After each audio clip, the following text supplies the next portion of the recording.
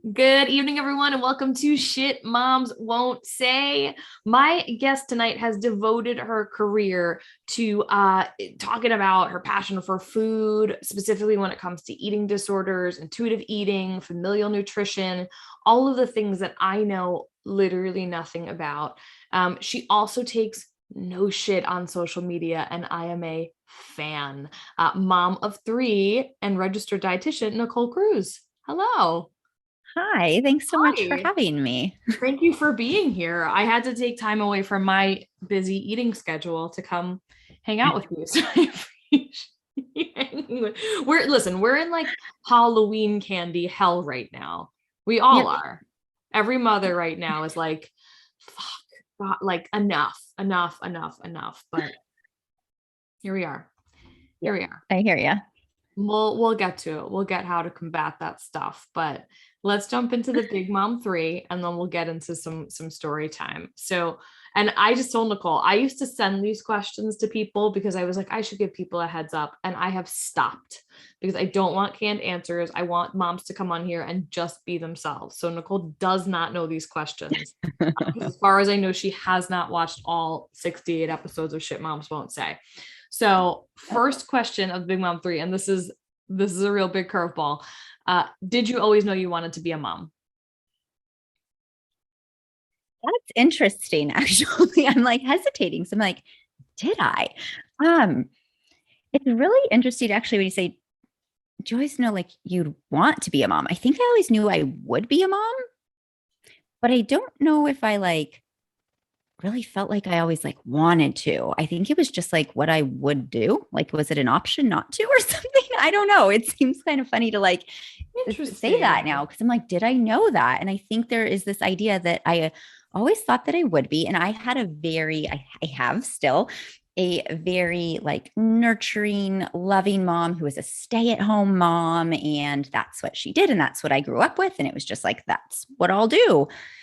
And it's kind of interesting because when I think about like my career, I do remember at one point being like, I was very academic growing up and like knew I would have a job and like this is what I'm going to do and I'm going to work and then at some point I started to realize though like how do I do that and like be my mom but have this career and like so I think that was something for me. So that's why it's like, oh, I don't know.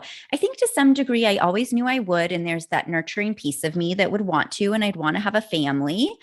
But I did at some point feel this sense of like, I don't know how this thing works to do it that way. So there's that. And yeah, and I even remember in college and stuff being like, what am I doing? Because I'm going to be a mom. So like, why am I here kind of if this is what I'm going to do? And, it's interesting. So yes, to some degree, I just wasn't sure how it would work. So I think there was part of me that questioned it at some point. And then I did have a really great family friend and role model who was a therapist in private practice. And I remember at one point realizing like, that's what I think I want is to have this private practice where I can do my own hours and still be a mom. And so at some point when my husband and I were married, I remember saying like, before we have kids, I want to have a private practice going. Like I want that.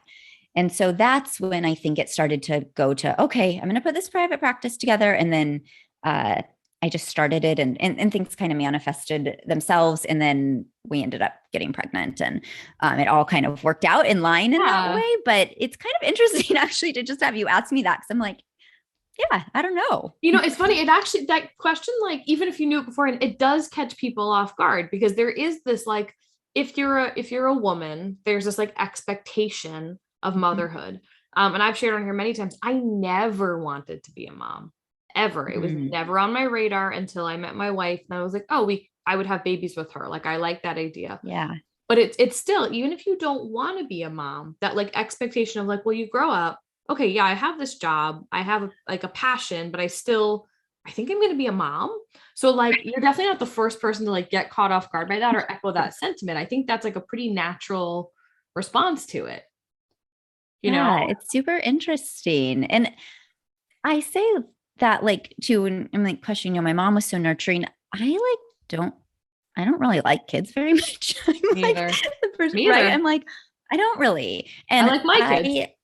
you know, that's it. I like my kid and my kid to be like, that's pretty much it. That's kind of how I am. And so I think like we would literally, it's so funny. My husband's so different. So we would go on vacation. We were like on like this, it was actually right before we got pregnant. We actually had a couple of vacations that were like this, I will say. So at our first, I'll say first at our 1 year anniversary, when we went to Hawaii, and my husband's family has a timeshare there. So they just let us use it. And we went for our 1 year anniversary. And I would be like by the pool with a book, just like chilling. And he would be in the pool playing with the kids, like throwing footballs with these other people's kids. And I'm like, what is going on? And why? Why are you doing that? Like, we're on vacation. I didn't have kids yet, but I was just like, what's going on? And so I just always got this sense like he would be the guy that would go and play with the other kids and like wanted to interact with them. And I was like, ew, what are you doing? I'm like trying to relax. And like that doesn't look fun or relaxing to me. Well, so I guess like sort of like part 2 of that then is like, did you guys, and I think most people do before they get married, like, did you have that chat of like, yes, we'll have kids. No, we won't. Yeah. We said we'd have kids and I'm one of 3. And so I was like, always like 2 or 3, like, I kind of thought like that's what I wanted. And I think part of that's just my own experience. And my husband didn't really know. He grew up as almost like an only child until his dad had another child when he was like 17 from a new marriage and everything. So he grew up primarily as just like an only child. So he also, I think, wanted our kids to have siblings to have that because he also grew up with like a ton of cousins and stuff. So there was like that aspect of wanting to have a family, but he wasn't really set in any like number or anything, you know, but we did know like we'll have kids and probably 2 or 3. Oh, interesting. Very, very cool. Yeah. Second question of Big Mom 3. I love this question. And this does throw people off, but I just want like the first thing that pops into your head. Okay. What is the like shittiest or most backhanded piece of advice or comment you've ever gotten from another mother or parent?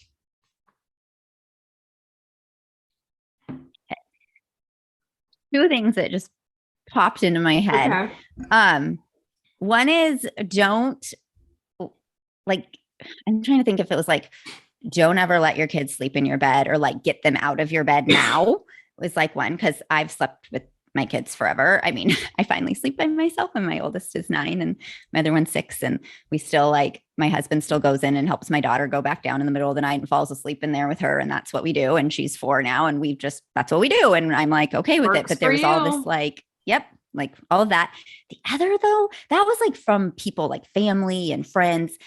But the other thing that popped into my head, and this isn't really advice, that's why I'm like, but I don't know why it's the grocery store, but I have these images of like people always commenting at the grocery store about something I was doing wrong. Like one time my kid had no shoes at the grocery store and I'm like, well, we've got no shoes. And like this person walks up and they're like, they really should have shoes on. They could step on something. I'm like, thanks, genius. Like I didn't know. Right. Like, thank you. Thanks for pointing that out. And like, I'm also okay with it. My kids don't really like shoes a lot and I forget them sometimes because they just get in the car and whatever. Right. But like, thanks for telling me. Or I would have people like, I would be like turned, you know, picking out my fruit or something. And they'd be like, oh, your baby isn't strapped in. I'm like, thanks.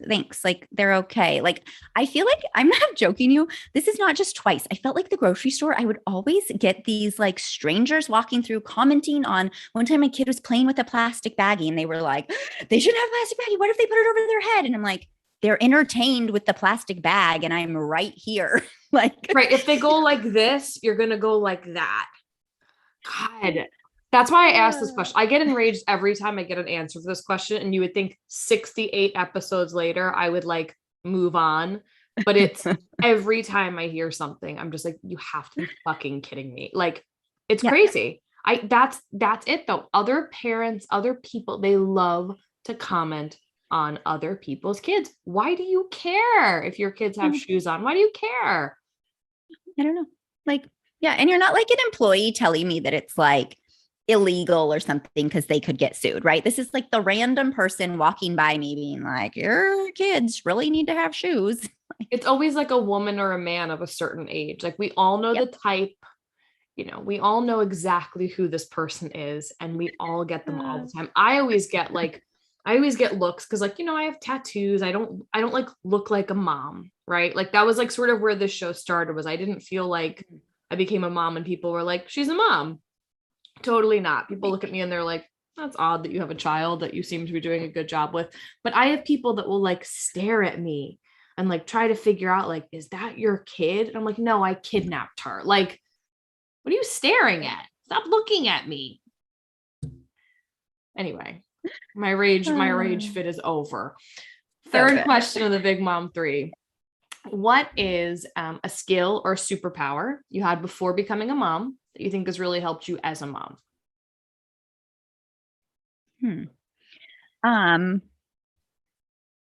Well, that caught me off guard. Yes, that's the goal. I don't think of this myself, but I guess I'm trying to like take it on and see that maybe it is what I do. I just remember a friend telling me, again, who's a therapist, right? Like a lot of, because I work with eating disorders. And so a lot of my like colleagues are therapists and stuff, because we, share clients and stuff like that. And so a really good friend who's a therapist and also a colleague. And I remember her telling me when my first son was probably just a couple years old, like, Nicole, you're really good at being able to do multiple things and to compartmentalize that. Like you work a few days a week and then you're also like the primary caregiver of your child and you're kind of doing both of these things. And it's true. I can be like out, I work from home now. Everything's like set up in my home. And so I see clients just virtually and everything now. And so I can be like out in the other room, like breaking up a fight with my kids and literally like walk into the office space and see a client and be like fully immersed in it in a second. Or I used to work at my kids' preschool in the morning and then I drive straight to start seeing clients right after, like messing with a bunch of, kids and all of that. And so I think there is this piece where she was like, she worked full time and then had somebody take care of her kids. And it was like, I don't know how to kind of jump back into being like mom role and then into being with my clients and being this, like how to jump roles. And I do think I'm able to kind of like, I guess it's manage like multiple different aspects and do them kind of coinciding. I don't have to, I don't know if I'm not articulating this very well. No, but you are. I think it's like multitasking, but it's like wearing multiple hats without having to like fully shift gears. I think that totally makes sense. Yeah. And own it. You're like hesitant to say it. That's a great skill to have. That's really good. I think I don't think of it as a skill, is why like when she said that to me, I was like, what? That's just like a normal thing to do. And she's like, I couldn't do that. Like not everyone can do that. Sure. Yeah. And I was like, oh, got it. Like I just think of it that way, but other people are like, I need to go to work and then that's cut off. And then I go home and I can be with my kids. And that's like that divided time. And it's not always great because I will say, at times the lines get blurred and I feel like I'm working more than being with the kids. And like, it's not always great, but I do feel like energetically I can kind of do that, Sure. I love that. Awesome. Well, okay, good. You survived the Big Mom 3. You did great. Seems pretty easy. That wasn't so bad. Cool. So I want to jump into you and your business and, who you are and what you do. And every now and then, like I'll have a guest on that I just kind of want to hear how they got where they are. Like, I know you have a pretty interesting story, like with your own eating disorder and how it just sort of led you to become a dietitian and really work with people in that space. So I would love to just sort of shut up for a minute and kind of hear how you got to where you are. Yeah, absolutely. You're exactly right. I will keep this concise with the real origin, but I was away at college and I shouldn't say always, at the later part of high school, I struggled with just eating behaviors that were off. And so when I went to college, like my eating disorder really kind of blew up and got really bad. And so I was there and I was like, I don't even know what I want to do at the time. I was a science major and trying to kind of just figure that out. And I was like, I don't know what I want to do. And so I ended up leaving school to recover from my eating disorder and move back home and all of that. And so I was in this space of like, I don't know what I want to do now because I don't want to work in a lab. Like, I don't know what I want to do with the science major that I had. I didn't want to be a teacher. And so I was like reassessing everything. And so through my own work of seeing a dietitian and a therapist and working on healing my relationship with food, I just felt like I'm already, because I started thinking, which a lot of people that recover from eating disorders. Not everyone at all, but a lot of people are like, oh, I want to go into this field now and, help others and everything. So I was kind of thinking that I was like therapist. And I think being that I had a real interest in science, which is why I was like a science major. So that really led me towards like, oh, well, nutrition is a science. So what if I like went into that? And I knew all along though, I wouldn't be a dietitian that was working in a hospital or that was doing research or any of that. I really knew like, I want to help people heal their relationship with food. I want to work with eating disorder clients, and that's what I'll do. And so I ended up, when it felt safe enough to do so, because I was still recovering from my own eating disorder, and it can be really triggering to be in those nutrition classes and hear all of that stuff. So when it was like a good and got the go ahead, I started just going to school for that and ended up becoming a dietitian. And like I said before, I ended up with a private practice. So I kind of, when I got done with school, ended up just doing per diem work and worked full-time at an eating disorder inpatient unit for a while, and then part-time at some eating disorder outpatient places. Then I started building my own private practice, and that just really developed into being honestly like all eating disorder recovery work, and also people that just want to give up dieting and not have disordered behaviors around food or restrictive behaviors. So it's kind of that full spectrum of just like not wanting to diet or have food rules, really come into a space of honoring our bodies and letting go of prescribed ways of eating or restrictive ways of eating, and in really healing our relationship with food. And so now I have a private practice that does that. And with my own kids, there's kind of been this bridge there. So I've always treated clients with, disordered eating, and not young children, just, adolescents and up, and people in their 60s and 70s, the whole spectrum of ages.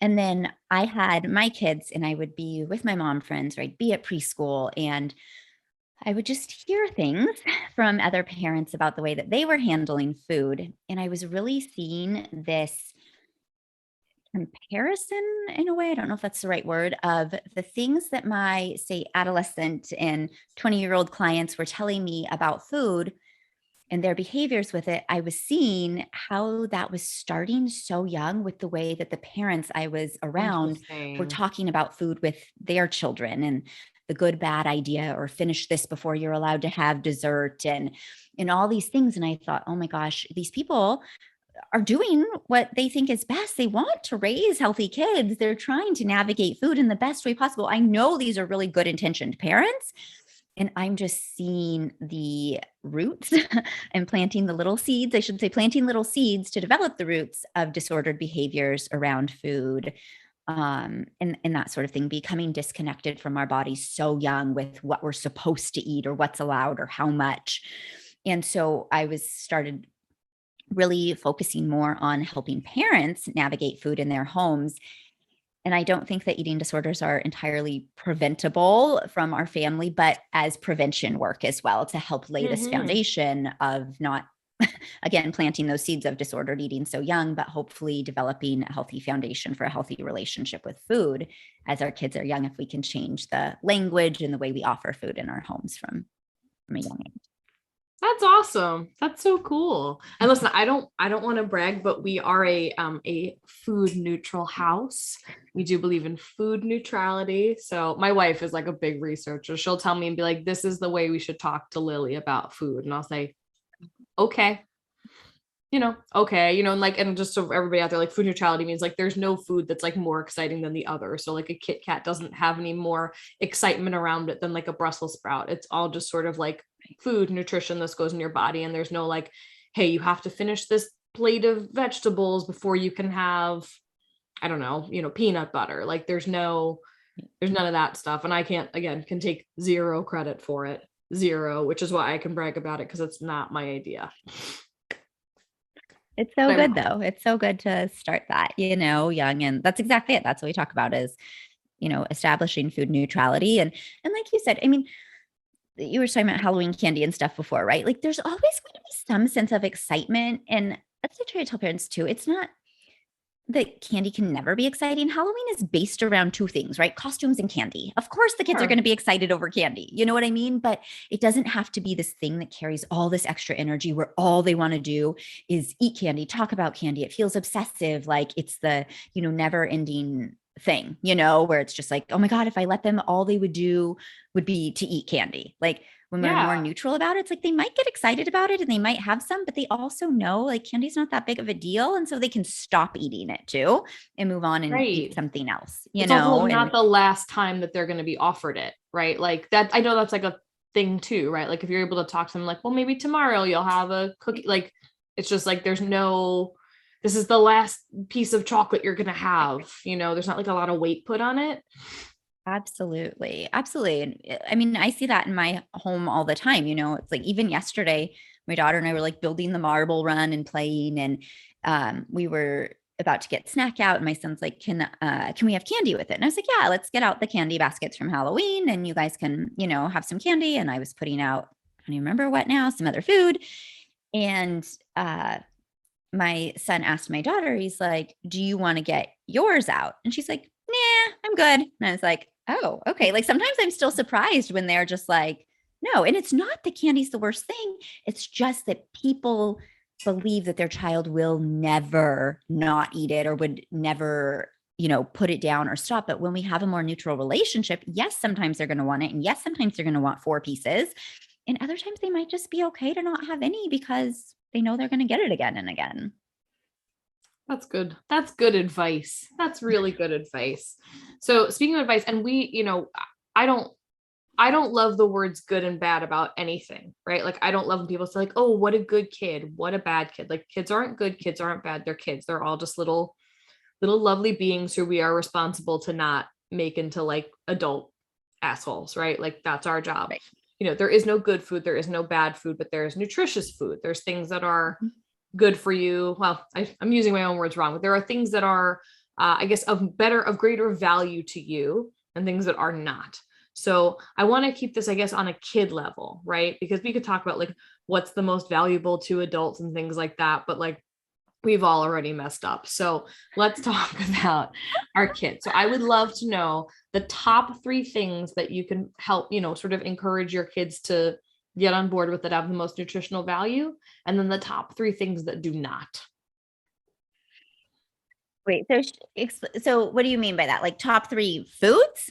Yeah. If we were going to use the words good and bad, which we're not, what would be, sort of the top 3 that you would say, hey, these are things that are going to bring a lot of value to your kids' nutrition, and these are things that are going to bring some less value to your kids' nutrition. And the answer may be it's not real. That may be the answer. That's okay too. That's fine.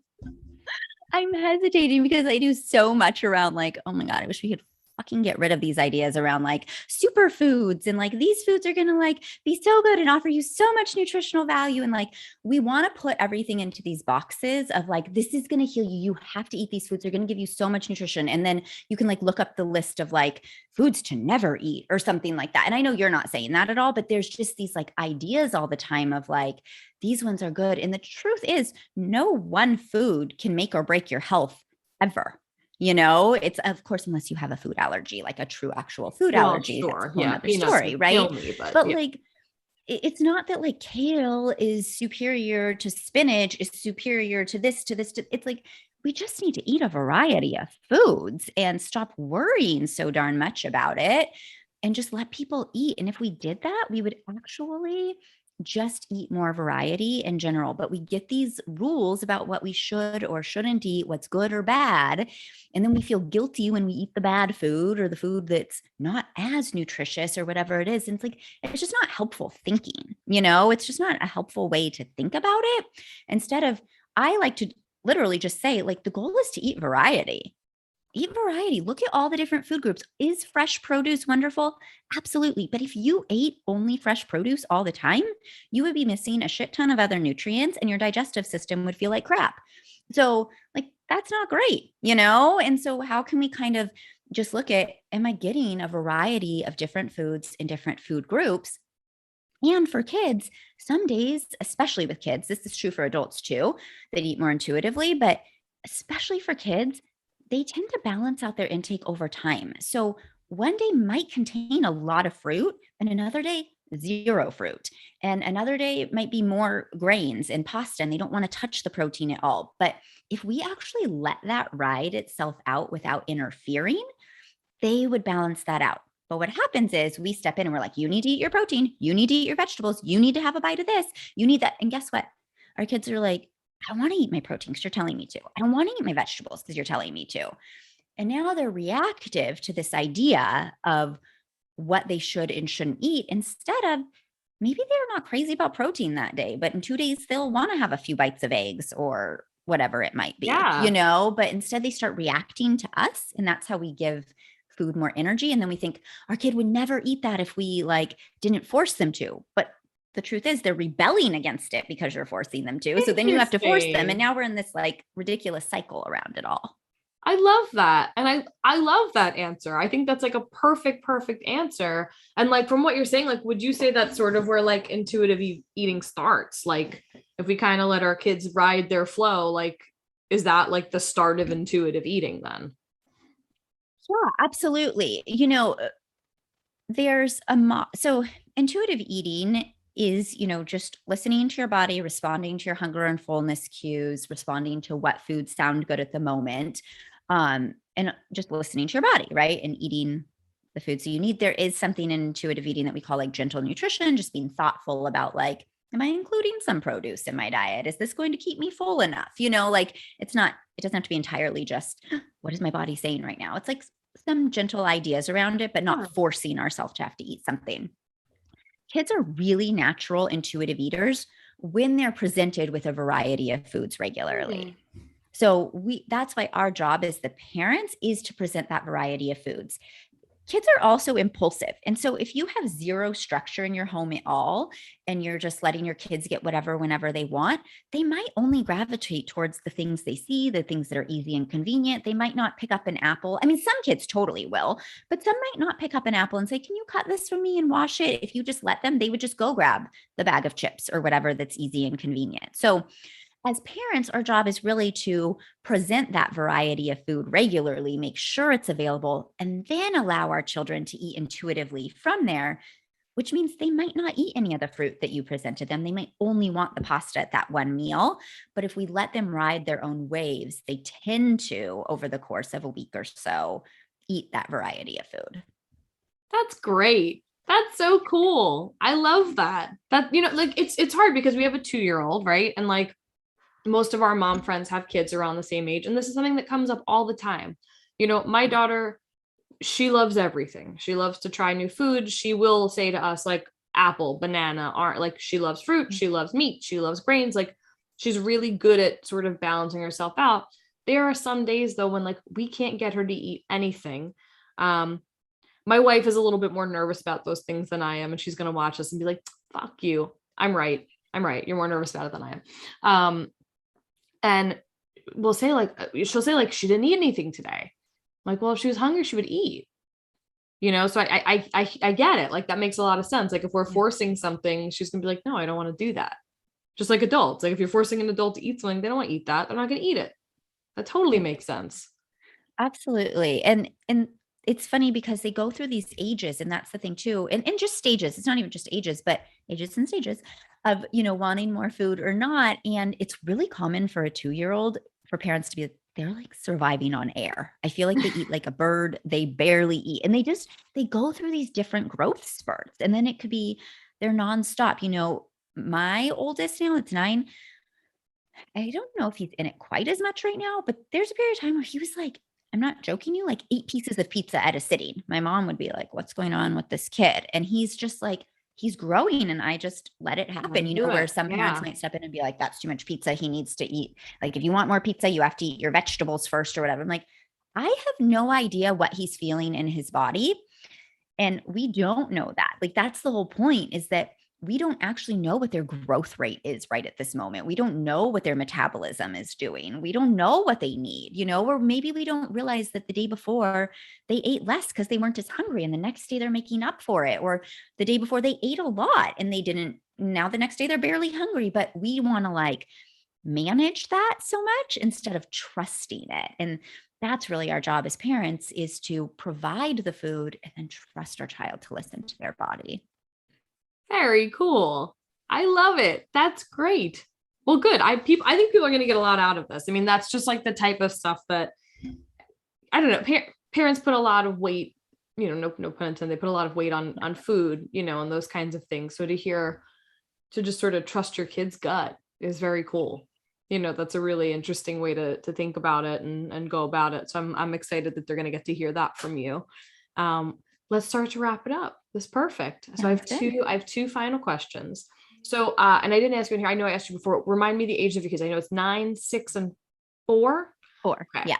So that's a variety of ages. So I want to know at this very moment as a mom with your kids at your current ages, what is something you literally could not live without?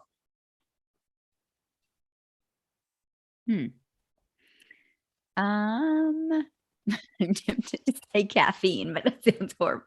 People are like vodka, like whatever it is. Caffeine is huge fine. Like coffee here, and I like laugh because it's like 5 p.m. now here, and people are like, you can drink that and then go to bed, and I'm like, yeah, 100%. Caffeine, like, it helps me, but then I can just go to bed. It doesn't really affect me. Same way, me either. I had 2 cups of coffee in a row this morning, and I was like, fine. I know there's probably much more. What? I said caffeine is a good answer. It's a real answer. It's true. Okay. I was going to say there's probably much more helpful things than caffeine, but they're not coming to me right now. That's fine. If you need caffeine to survive this, you do that. And here's my last question. And this one is always like a thinker. So we'll take a second. What is something you know now that you wish you knew before becoming a mom?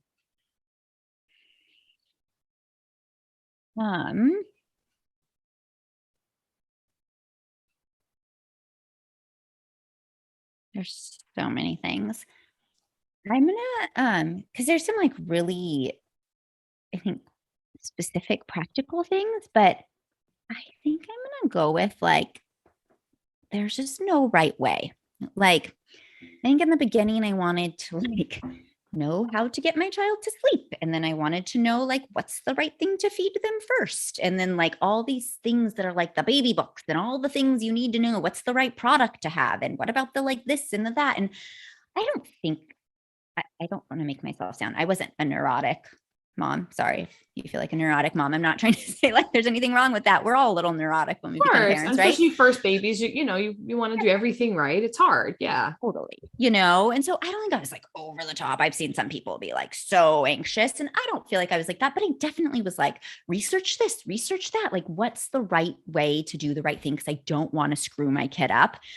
And I remember I was probably like, I don't know, a year in or something, and going to therapy, and like, I just like messing everything up, and I'm totally fucking my kid up. And she's like, Nicole, we all fuck our kids up. And really, parenting is about repair. Like, you're going to keep screwing up, and that's okay. Like, there's no perfect. And what really matters is that you go back and you repair. And that's what it is. And so I think you have to live it to know it. But I really do wish, like, I just felt more like there isn't a perfect right way, and we're all doing the best that we can, and we figure it out, and we're going to mess up. It's okay. Like, it's okay, and again, even messing up, like whatever that means, but like, we're going to do things we wish we didn't do, or we're going to do things that maybe do negatively affect our children, and that's their experience, and we get to try to repair it, and we get to let them have their own journey with it too. And then they can go to therapy and, fix it themselves. Exactly. Well, thank you so much for being here. Where can people find you? Where can they follow you on your socials and all your good stuff? Yeah, absolutely. I'm pretty active on Instagram at Nicole Cruz RD. And I also have a private and free Facebook group called Joyful Eating for Your Family. So that's really geared towards all the things we just talked about having food neutrality, about, body acceptance, and really just helping to raise our kids with a healthy relationship with food in their body. So that's a great place too, to get that community type of support.